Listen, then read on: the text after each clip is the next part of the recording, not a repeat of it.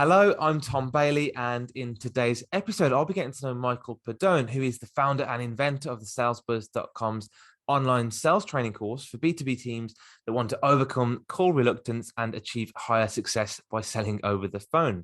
So, Michael, hello, and a very warm welcome to today's episode. Nice to meet you. Thanks. I'm glad to be here. Awesome. And just out of interest for people listening, whereabouts are you in the world right now? Sunny Tampa, Florida. Incredible. Thank you so much. A lot sunnier than we have in here in the UK, but yeah, I'm sure we'll have a summer at some point.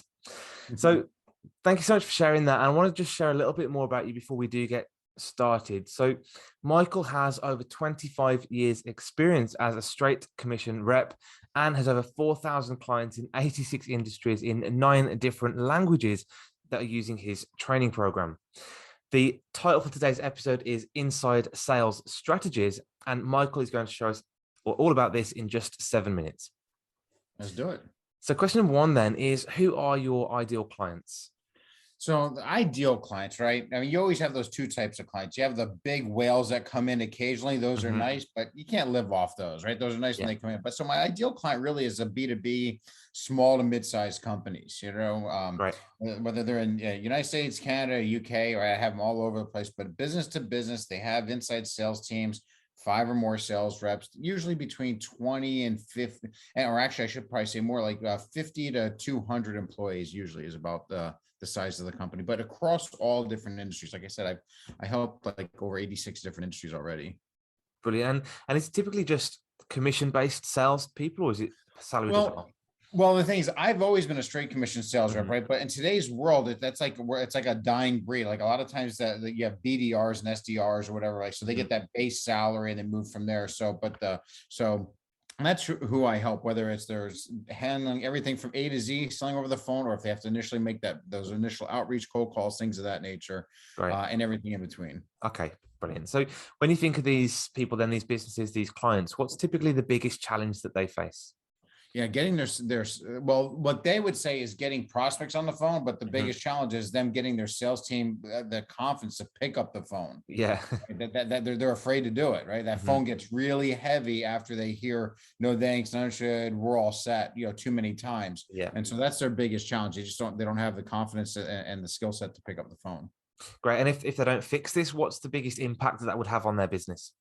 Well, their competitors are going to pass them, right? So the people that do fix, the companies that do fix that are going to get the majority of the business. So you don't want to leave money on the table. You don't want to leave that to chance. And yeah, so it's down revenues. I mean, look, salespeople are they're the one thing. They're not just responsible for their own family's income. They're responsible for every family that works at that organization. So they really need to produce. And there's a lot of pressure on salespeople as well. So they, the better they are at handling and knowing what to say and having that confidence, that game plan, those skills, they make more money for their families, but also for the company as well, and all those families as well. Great. That's a really good way of looking at it. Yeah. And for those companies then that are listening to this podcast and they want a little bit of help with their sales teams, what's the first piece of advice that you'd give them to really change the game for them? It's really hard, right? There's 2 things, because it's, the first thing is I want to say is they need a game plan. I mean, if you imagine going into a McDonald's, I mean, the reason why it's run by senior citizens and high school kids and it's still wildly successful is because they follow a process. They have the system down. And sales is really a lot like that. If you have a sales team full of Captain Wingets, right, where they just try to, go all over the place, you're not going to be able to scale. So I want to say that's the most important thing. But I would be remiss if I say, listen, you have to hire kids that are people that are coachable.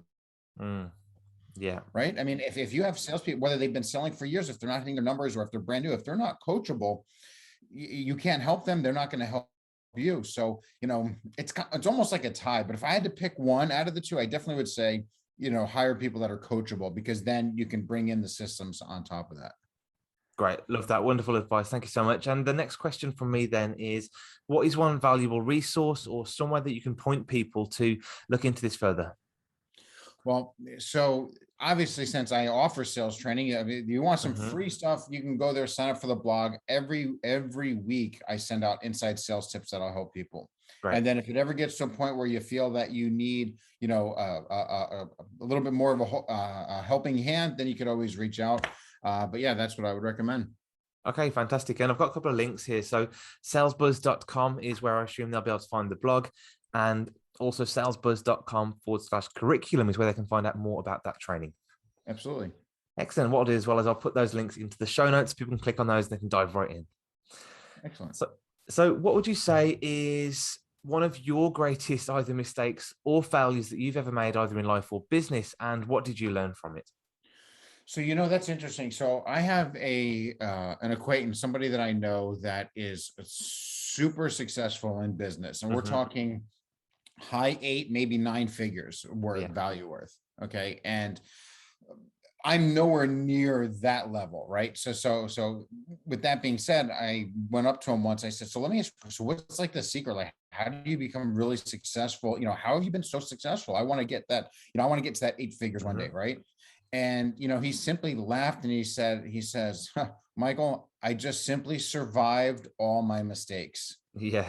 And Nice. so, when you ask me what's my failure, I think the biggest failure would be is if I did something that the company didn't survive the mistake that I made, and I haven't done that yet. So it's really hard for me to say what's my biggest failure. Yeah. And hopefully, Yes. knock on wood, that doesn't happen. But yeah, I thought that was great advice from him. Because what it did was it really made me realize that we're going to make mistakes as solopreneurs or entrepreneurs, and you just have to learn from them. So as long Absolutely. as that's the saying, what doesn't kill you makes you stronger. Yeah, and maybe one of the key learnings in there is, take more risks, obviously calculated risks, but, take more risks, take those chances, be entrepreneurial, and Right. yeah, and really keep shifting things and moving the industry forward. Okay, great. So the last question from me today is, what is the one question that I should have asked that will also bring some great value to our audience? So how do we get sales teams to overcome call reluctance? And, Yeah. for people that are listening to this, it's very simple. It really is. There is a step-by-step process. So the first thing, your sales team, before they pick up the phone, they have to know exactly what to say if they get the gatekeeper, voicemail, or prospect. And there's a simple formula. You have to lead with a what's in it for them. Think in the terms of Twitter. Very short, because no long presentations in the opening. Don't try to build false rapport. You get right to the point, agitate that pain, scratch and itch, get the conversation going, and then you'll be off and running. I love that. And that just makes it so much more simpler, like you said, to have that process in place before you even pick up the phone. Absolutely. No more Captain Wingets. Yeah, no more Captain Wingets. I might change the title to No More Captain Wingets. I love that. So, Michael, thanks again so much for your time today, for coming along and sharing some great expertise. And yeah, I really appreciate that. My pleasure.